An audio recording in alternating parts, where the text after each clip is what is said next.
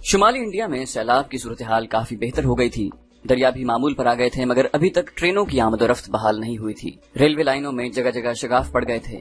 مجھے بانڈا ہوٹل میں رہتے ہوئے جب 4 روز گزر گئے تو میں نے محسوس کیا کہ میرے پاس پیسے ختم ہو رہے ہیں اور وقت بھی ضائع ہو رہا ہے۔ میں نے کافی سوچ بچار کے بعد یہی فیصلہ کیا کہ مجھے یہاں سے جبل پور کی طرف نکل جانا چاہیے۔ جبل پور سے مجھے کانپور اور دلی جانے والی ٹرین مل سکتی تھی، کیونکہ اس طرف حالات اتنے خراب نہیں تھے۔ میں نے ریلوے اسٹیشن جا کر پتہ کیا تو انہوں نے کہا کہ جبل پور سے اگر میں بلاس گنج جاؤں تو وہاں سے مجھے دلی جانے میں کوئی مشکل پیش نہیں آئے گی۔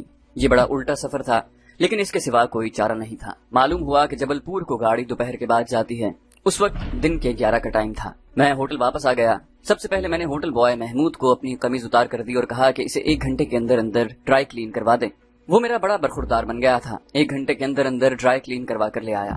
میں نے نہا کر قمیض پہن لی۔ اسرائیلی راکٹوں کا بلو پرنٹ تعویذ کی شکل میں میرے بازو کے ساتھ باقاعدہ بندھا ہوا تھا۔ چیونگم ٹائم بم بھی میری جیب میں تھے۔ یہ ٹائم بم صرف 6 عدد ہی میرے پاس باقی رہ گئے تھے، جن کی بظاہر کوئی ضرورت بھی نہیں تھی۔ میں نے ہوٹل میں کسی کو اپنے جانے کے بارے میں نہ بتایا۔ دوپہر کا کھانا میں نے 12 بجے ہی کھا لیا اور کمرے کو تالا لگا کر چابی کاؤنٹر پر رکھ دی۔ مس شیلا وہاں نہیں تھی۔ خدا جانے رات کو کہاں سو گئی ہوگی اور کس حالت میں ہوگی۔ مجھے اس سے اب کوئی کام نہیں تھا۔ میری نظریں اپنی اگلی منزل کی طرف تھیں۔ میں نے رکشہ پکڑا اور بانڈا اسٹیشن پر آ گیا۔ جبل پور ناگپور کی جانب ٹرینوں کی آمد و رفت ابھی تک جاری تھی۔ وہاں کسی نے یہ بھی کہا دریائے کاویری میں بھی سیلاب آ رہا ہے، شاید جبل پور سے آگے گاڑی نہ جائے۔ میں نے سوچا کہ چلو یہاں سے نکلتے ہیں، آگے جو ہوگا دیکھا جائے گا۔ دوپہر کے بعد کوئی 3 بجے کے قریب ایک گاڑی جبل پور سے آئی۔ اسی گاڑی نے واپس ناگپور جانا تھا۔ میں اس میں سوار ہو گیا۔ بانڈا سے جبل پور کا فاصلہ کافی تھا۔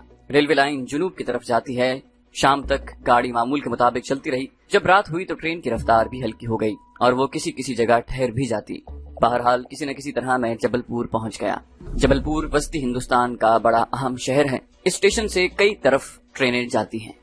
پتہ چلا کہ یہاں سے بلاسپور جانے والی گاڑی ناگپور سے آئے گی تو پھر وہی گاڑی مسافروں کو لے کر بلاسپور جائے گی۔ رات کے 2 بجے یہ گاڑی جبل پور پہنچی۔ میں بھی دوسرے مسافروں کے ساتھ اس میں سوار ہو گیا۔ مسافروں نے بتایا کہ دریائے کاویری بھی چڑھا ہوا ہے۔ یہاں سے گاڑی نے ریلوے لائن بدل لی تھی اور جنوب کی طرف جانے کی بجائے اوپر شمال کی طرف رخ کر لیا تھا۔ ساری رات ٹرین چلتی گئی۔ اگلے روز صبح ہوئی تو ٹرین بلاسپور سے ابھی کافی دور تھی۔ دونوں جانب کبھی کھیت آ جاتے، کبھی گھاس کے میدان اور اونچی نیچی پہاڑیاں اور پتھریلے ٹیلے آ جاتے۔ کئی ندیاں گزر گئیں، سب کی سب ندیاں چڑھی ہوئی تھیں۔ ان کا پانی کناروں سے نکل کر کھیتوں اور میدانوں میں آ رہا تھا۔ ایک جگہ ٹرین بڑی آہستہ ہو گئی۔ میں نے کھڑکی میں سے جھانک کر باہر دیکھا۔ ریلوے لائن کے دونوں جانب پانی ہی پانی تھا۔ ایک اسٹیشن آیا تو ٹرین وہاں کافی دیر رکی رہی۔ ایک مسافر نے ڈبے میں واپس آ کر بتایا کہ آگے دریا میں سیلاب ہے، ریلوے لائن ٹوٹ چکی ہے، اس لیے یہاں سے ناگپور کیلاش پور کی طرف سے ہو کر بلاسپور جائے گی۔ میں عجیب مصیبت میں پھنس چکا تھا۔ دلی پہنچنا محال ہو گیا تھا۔ میں سوائے صبر کرنے کے اور کچھ بھی نہیں کر سکتا تھا۔ ٹرین وہیں سے ناگپور جانے والی ریلوے لائن پر آ گئی۔ ناگپور کی طرف وسطی بھارت کے تاریک جنگل شروع ہو جاتے ہیں۔ ان جنگلوں کی پہاڑیاں دور سے دکھائی دے رہی تھی۔ زمین زیادہ تر جنگلاتی تھی، اونچی نیچی بھی تھی۔ کہیں پتھر کی چٹانوں کا سلسلہ شروع ہو گیا تھا۔ جنگل کے درختوں کے جھنڈ ریلوے لائن کے دونوں طرف نمودار ہوتے تو ختم ہونے کا نام نہ لیتے۔ ختم ہوتے تو گھاس کے میدان شروع ہو جاتے، جن میں کہیں کھیتیاں نظر آ جاتی تھی۔ ہمارے وزیر آباد، گجرانوالہ، حافظ آباد کی طرح دور تک پھیلے ہوئے سرسبز و شاداب کھیت یہاں بالکل نہیں تھے۔ مسافروں کی زبان بھی بدل گئی تھی۔ ان کے رنگ کالے اور قد چھوٹے ہونے لگے تھے۔ یہ تمل اور زیادہ تر تیلگو زبان بولتے تھے، مگر ساتھ ساتھ ہندوستانی زبان بھی بولی جا رہی تھی۔ گاڑی کی رفتار ہلکی ہو گئی تھی۔ یہ سارے کا سارا علاقہ کسی دریا کے سیلاب کی زد میں آ چکا تھا۔ کچھ خبر نہیں تھی کہ گاڑی کس طرف جا رہی ہے اور کہاں پہنچ جائے گی۔ ایک جگہ ٹرین رک گئی۔ آگے ریلوے لائن کی مرمت کی جا رہی تھی۔ یہاں سے رینگتی ہوئی چل کر وہ ایک نیم پہاڑی چھوٹے سے ریلوے اسٹیشن پر آ کر رک گئی، جہاں اسے کافی دیر ہو گئی تھی۔ تو میں بھی دوسرے مسافروں کے ساتھ اتر کر آگے گیا۔ وہاں ایک ٹی ٹی کھڑا تھا۔ اس نے بتایا کہ آگے ریلوے لائن سیلاب میں بہہ گئی ہے۔ کچھ پتہ نہیں گاڑی کتنی دیر یہاں رکے، اور یہ بھی ہو سکتا ہے کہ ہمیں جبل پور واپس جانا پڑے۔ مجھے سخت غصہ آ رہا تھا، مگر اندر ہی اندر غصہ پی رہا تھا۔ مسافر بھی دل برداشتہ ہو کر پلیٹ فارم پر اتر آئے تھے۔ یہ ویران سا اسٹیشن تھا۔ کسی نے بتایا کہ منگیالی کا قصبہ اپنی بید کی وجہ سے اور سانپوں کی وجہ سے مشہور ہے۔ جب پلیٹ فارم پر بیٹھے بیٹھے اور ٹہلتے میں تنگ آ گیا اور ٹرین کے آگے جانے یا واپس جانے کے بارے میں ابھی کوئی معلومات نہ مل سکی تو میں نے سوچا کہ منگیالی قصبے میں ہی چلا جائے، کچھ وقت اسی میں گزارا جائے۔ دل میں یہ خیال بھی تھا کہ شاید اس قصبے سے آگے جانے والی کوئی لاری وغیرہ مل جائے، کیونکہ لاریاں اور بسیں خطرہ مول لے کر بھی چلا کرتی ہیں۔ منگیالی کا قصبہ پہاڑی اور نیم پہاڑی دونوں کے درمیان تھا۔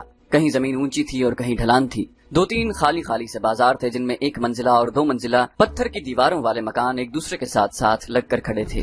लोग देहाती किस्म के थे और हिंदुओं की तरह धोती कुर्तों में मलबूस थे। कई लोगों के बदन पर सिवाय एक छोटी सी धोती के और कुछ नहीं था। बड़ी गरीबी थी। काले काले बीमार सूखे सूखे लोग थे। कई दुकानों पर बेद का बना हुआ सामान मसलन टोकरियां वगैरह बिक रही थी, मगर ग्राहक न होने के बराबर थे। मैंने सुन लिया था कि ये कस्बा अपने जहरीले सांपों की वजह से भी मशहूर है। अभी तक मुझे वहाँ कोई सपेरा नजर न आया था, क्योंकि जहाँ सांप हो वहाँ सपेरे जरूर हुआ करते हैं। टहलते टहलते मैं कस्बे से बाहर आ गया। उस वक्त सूरज दूर भूरे रंग के टीलों के पीछे गुरूब हो रहा था। मैं छोटे छोटे खेतों के दरमियान यूं ही सैर करता चला जा रहा था। सिगरेट मेरी उंगलियों में सुलग रहा था। कहीं कहीं खेतों में पानी भरा हुआ था। नारियल और ताड़ के दरख्त खेतों के किनारों पर उगे हुए थे। एक तरफ पहाड़ी थी। पहाड़ी के दामन में दरख्तों के झुंड ही झुंड थे। खुदा जाने ये किस किस्म के दरख्त थे कि उनकी छतरियां आपस में मिली हुई थी। मैं दाएं जानिब मुड़ गया कि जहाँ से वापस स्टेशन पर चलता हूँ। जिस तरफ मैं मुड़ा था उधर एक छोटा सा पहाड़ी रास्ता झाड़ियों में से जा रहा था। मैंने एक दरख्त के नीचे एक औरत को बैठे हुए देखा। वो औरत मेरी तरफ देख रही थी। उसके करीब से गुजरने लगा तो औरत हाथ बांध कर खड़ी हो गई। बूढ़ी औरत थी, रंग स्याह और बदन पर सिर्फ एक साड़ी ही थी। मैं उसे फकीर नहीं समझा। मैंने देखा कि उसकी आंखों से आंसू बह रहे थे। उसने रोते हुए मुझे नमस्कार किया और भर्राई हुई आवाज में मुझसे पूछा, बेटा क्या तुम मुसलमान हो? मैं रुक गया। मैंने कहा, हाँ माई मैं मुसलमान हूँ। तुम क्यों पूछ रही हो? वो बूढ़ी औरत रोते हुए मेरे पांव पर गिर पड़ी और बार बार सजदे करने लगी। मैं जल्दी से पीछे हट गया। ये क्या कर रही हो माई?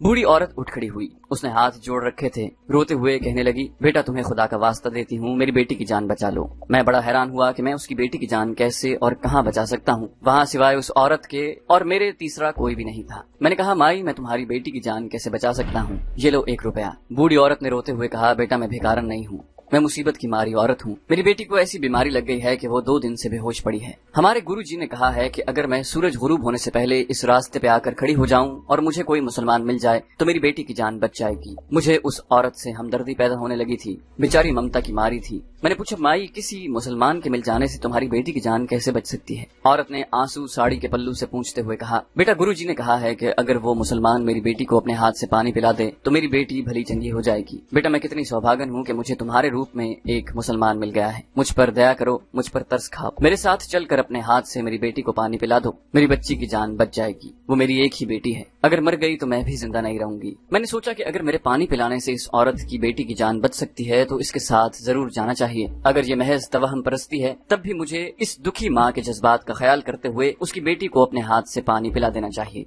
इसमें कोई हर्ज की बात नहीं है। इंसानी हमदर्दी का भी यही तकाजा है। मेरी ट्रेन का कुछ पता नहीं था कि कब वापस रवाना होती है। गार्ड ने तो यूं ही कहा था कि आधी रात को हमें आगे लाइन की हालत बेहतर होने का इंतजार करना पड़ेगा। मैंने औरत से कहा, माई तुम्हारा घर कितनी दूर है? बूढ़ी औरत ने हाथ बांधकर बेहद खुशी का इजहार करते हुए मेरा बार बार शुक्रिया अदा करते हुए कहा, बेटा वो सामने दरख्तों में है। भगवान तेरा भला करे बेटा, तूने एक दुखिया माँ की पुकार सुन ली। वो मेरे आगे आगे चल पड़ी। रास्ते में उसने मुझे बताया कि हम हिंदू लोग हैं और देवी की पूजा करते हैं, मगर हमारे गुरुजी हिंदू मत के साथ मुसलमानों के धर्म को भी बड़ा अच्छा समझते हैं। इसी वास्ते उन्होंने मेरी बेटी को 2 दिन से बेहोश देख कर कहा था कि अगर इसे कोई मुसलमान अपने हाथ से पानी पिलाएगा तो वो मरेगी नहीं, वरना मर जाएगी।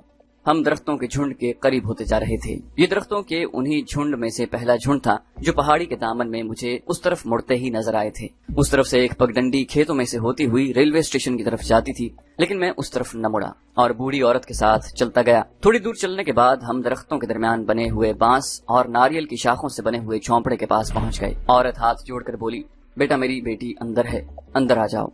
मैं उसके साथ झोंपड़े में दाखिल हो गया। झोंपड़े में खुश्क पत्तों के फर्श पर एक जवान औरत सीधी लेटी बेसुध पड़ी थी। उसके सर की जानिब मिट्टी के 2 छोटी मटकियां पड़ी थी जिनके ऊपर मिट्टी के प्याले औंधे पड़े थे। मैंने झुककर लड़की को देखा। वो होश में नहीं थी। उसका सांस भी आहिस्ता आहिस्ता चल रहा था। बूढ़ी औरत रोने लगी, बेटी तेरे भाग जाग उठे हैं, मुसलमान भाई तेरी मदद को आ गया है। गुरुजी का वचन पूरा होगा तो तू अच्छी हो जाएगी। बूढ़ी औरत ने जल्दी से एक मटकी में से थोड़ा सा पानी प्याले में डाला और मेरे हाथ में देते हुए कहा, बेटा अपने शुभ हाथों से मेरी बेटी को एक घूंट पिला दे, भगवान मेरी बेटी को अच्छा कर देगा। मुझे क्या एतराज हो सकता था। मैंने बेहोश लड़की का सर थोड़ा सा ऊपर उठाया। उसकी माँ ने लड़की का सर पीछे से दोनों हाथों से थाम लिया। मैंने एक हाथ से लड़की का मुंह थोड़ा सा खोला और प्याला उसके मुंह के साथ लगाकर पानी उसके मुंह में डाल दिया। कुछ देर में लड़की को खांसी आ गई। उसकी बूढ़ी माँ खुशी से निहाल हो गई। उसकी आंखों से खुशी के आंसू बहने लगे। मुझे दुआएं दे दे कर कहती जाती थी, बेटी को होश आ गया, मेरी बच्ची को होश आ गया है। भगवान मेरे मुसलमान बेटे को सारी जिंदगी खुश रखना। हे भगवान, तूने मेरी इकलौती बच्ची की जान बचा ली। लड़की को होश जरूर आ गया था, मगर उसने अभी आंखें नहीं खोली थी। बूढ़ी औरत ने लड़की का सर आहिस्ता से खुश्क पत्तों पर रख दिया और हाथ बांधकर बोली, बेटे तूने मुझ बेवा औरत पर बड़ी कृपा की है। अब एक और कृपा करके मेरे हाथ का मीठा शरबत थोड़ा सा पी ले, ये शुभ शगुन है। اس نے دوسری مٹکی سے مٹی کے پیالے میں شربت تھوڑا سا ڈال کر میرے ہاتھوں میں پیالہ تھمایا اور ہاتھ باندھ کر بولی، میرے بیٹے میں تمہاری جنم جنم کی آبھاری رہوں گی، تو نے میری بچی کی جان بچا لی۔ میں نے اس عورت کا دل رکھنے کے لیے شربت کا ایک گھونٹ پی لیا۔ شربت شاید گڑ کا تھا، بڑا میٹھا۔ میں نے ایک ہی گھونٹ پیا اور پیالہ نیچے رکھتے ہوئے کہا، اچھا ماتا جی اب میں چلتا ہوں، مجھے اسٹیشن پر پہنچنا ہے۔ بوڑھی عورت میرے قدموں پر گر گئی، وہ میرا شکریہ ادا کرتے ہوئے روئے جا رہی تھی۔ میں جلدی سے پیچھے ہٹ گیا۔ میں نے کہا، مائی یہ نہ کرو، یہ ہمارے مذہب میں حرام ہے۔ عورت ہاتھ باندھ کر اٹھ کھڑی ہوئی۔ میں نے اس وقت محسوس کیا کہ وہ میری طرف گھور کر دیکھ رہی تھی۔ اس کی آنکھوں میں وہ پہلے والا عجز و انکسار اور آنسو نہیں تھے۔ اس دوران لڑکی بھی اٹھ کر بیٹھ گئی تھی۔ میں لڑکی کی طرف ایک نگاہ ڈال کر جھونپڑے سے باہر چلا گیا۔ 2-3 قدم چل کر پیچھے مڑ کر دیکھا، دونوں ماں بیٹی جھونپڑے کے باہر کھڑی تھی اور مجھے بڑے غور سے دیکھ رہی تھی۔ ان میں سے کسی نے بھی ہاتھ جوڑ کر مجھے الوداعی نمسکار نہ کیا۔ میں نے دل میں سوچا کہ آدمی کی جب غرض پوری ہو جاتی ہے تو وہ کتنا بدل جاتا ہے۔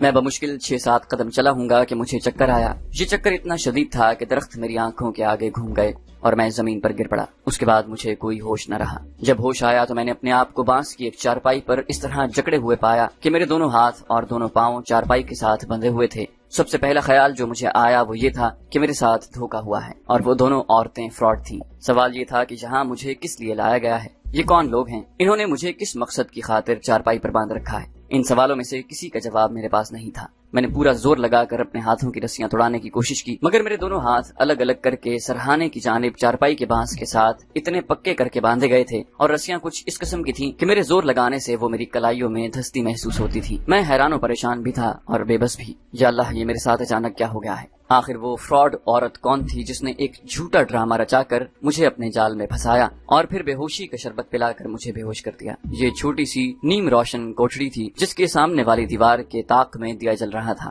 کوٹڑی میں سوائے اس چارپائی کے جس پر میں جکڑا ہوا تھا اور کوئی شے نظر نہیں آتی تھی۔ دیواریں ایسی لگ رہی تھیں جیسے کسی پہاڑی کے اندر یہ کوٹڑی بنائی گئی ہو۔ دیوار میں پتھر ابھرے ہوئے تھے۔ میں نے محسوس کیا کہ اسرائیلی ایٹمی راکٹوں والا بلو پرنٹ کا تعویذ میرے بازو کے ساتھ ہی بندھا ہوا تھا۔ میں نے خدا کا شکر ادا کیا کہ کسی نے یہ نہیں اتار لیا۔ میں پتلون اور جیکٹ کی جیبوں میں ہاتھ نہیں ڈال سکتا تھا، ورنہ دیکھتا کہ میرا بٹوا اور میری ڈبی میں 6 چوئنگم بم ہیں یا نہیں۔ میری حالت ایسی تھی کہ مجھے خود اپنے آپ پر رحم آ گیا۔ اتنا بے بس میں نے اپنی زندگی میں کبھی محسوس نہیں کیا تھا۔ مجھے اس نیم روشن غار نما کوٹڑی کا کوئی دروازہ دکھائی نہیں دے رہا تھا۔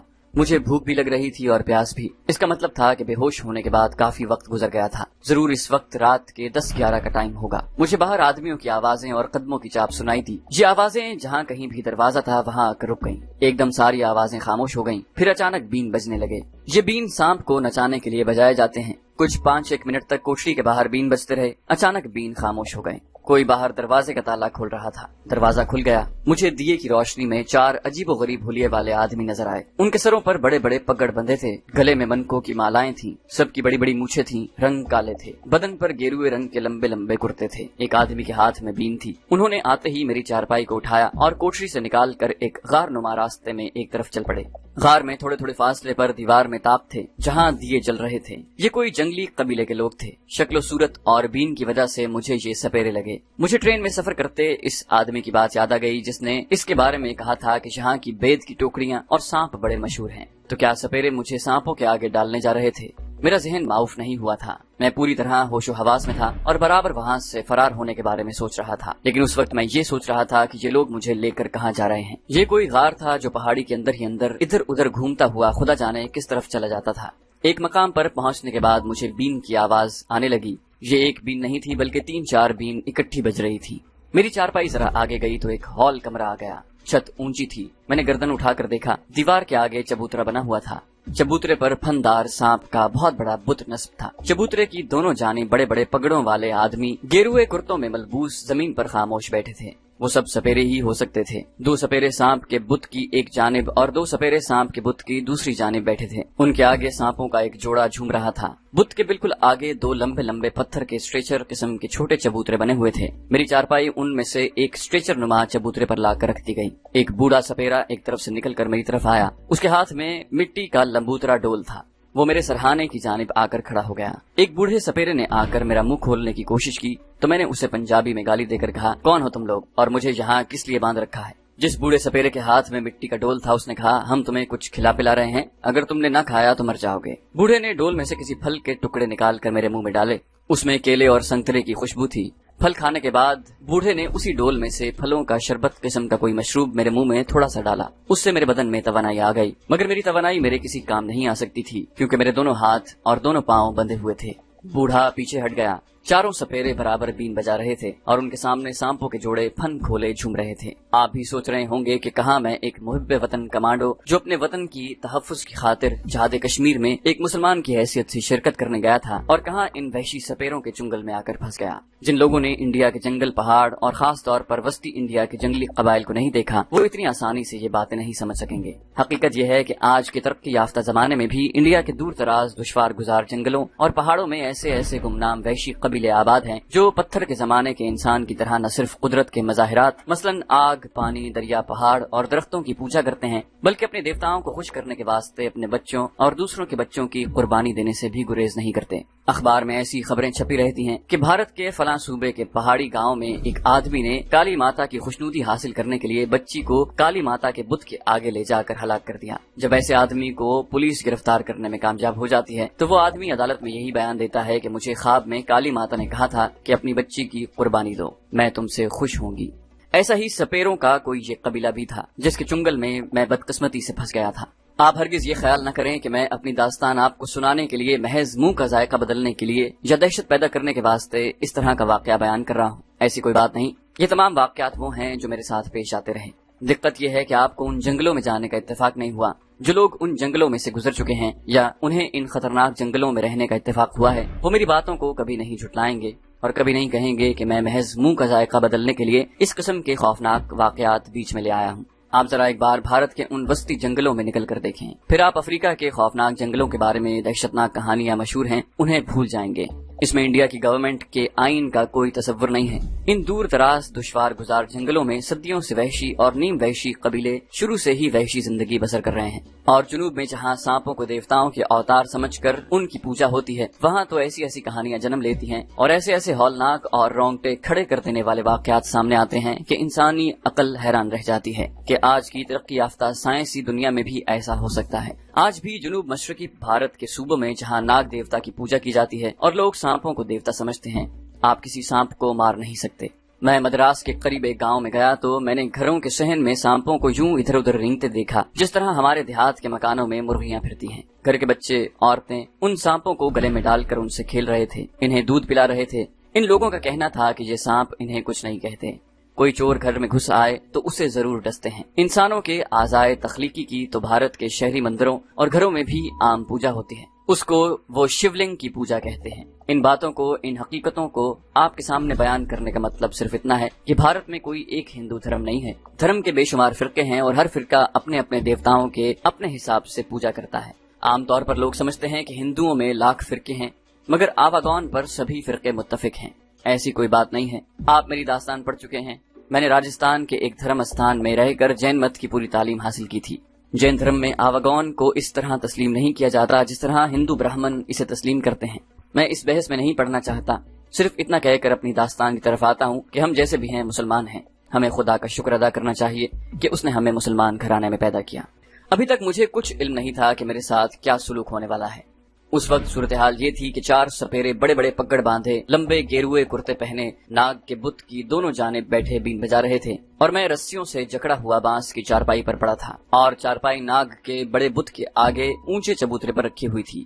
اتنے میں نے دیکھا کہ 4 آدمی ایک اور چارپائی اٹھائے چلے آ رہے ہیں۔ اس چارپائی پر کوئی عورت رسیوں میں جکڑی ہوئی تھی۔ میں نے اس کے بال دیکھے جو سرہانے کی جانب چارپائی سے نیچے لٹک رہے تھے۔ بین کے شور میں ان آدمیوں نے یہ چارپائی لا کر میرے ساتھ والے چبوترے پر رکھ دی۔ میں نے نظریں پھیر کر دیکھا، چارپائی پر جو عورت بندھی ہوئی تھی اس کا رنگ زرد تھا، آنکھیں کھلی تھی اور وہ خوف کے مارے نیم مردہ ہو رہی تھی۔ اس کے حلق سے یہ جملے نکل رہے تھے کہ مجھے نہ مارو، مجھے چھوڑ دو، خدا کے لیے مجھے چھوڑ دو، اماں مجھے بچا لو۔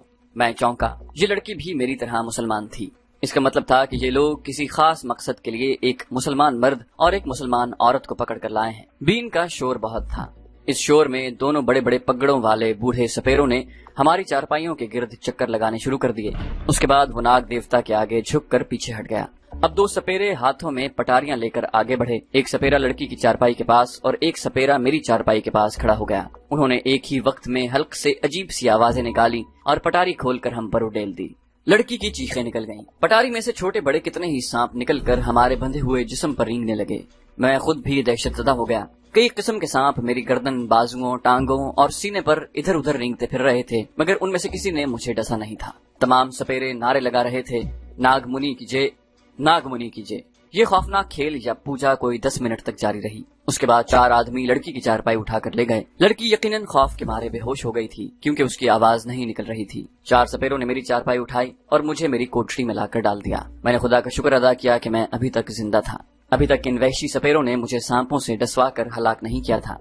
कोठरी का दरवाजा बंद करके बाहर से ताला डाल दिया गया। सपेरे चले गए। उनके कदमों और बातें करने की आवाजें आहिस्ता आहिस्ता दूर जाकर खामोश हो गईं। मैं चारपाई पर रस्सियों में जकड़ा हुआ पड़ा था और सोच रहा था कि इस अजाब से मुझे किस तरह निजात मिल सकती है।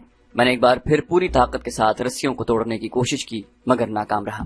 अब मेरा जिस्म अकड़ने लगा था और यूं महसूस हो रहा था जैसे मेरी हिम्मत कुछ देर बाद जवाब दे देगी। मैं तरबियत याफ्ता कमांडो था, मगर जिस तरह मुझे जकड़ दिया गया था, मेरी सख्त जानी और कमांडो ट्रेनिंग मेरे किसी काम नहीं आ सकती थी।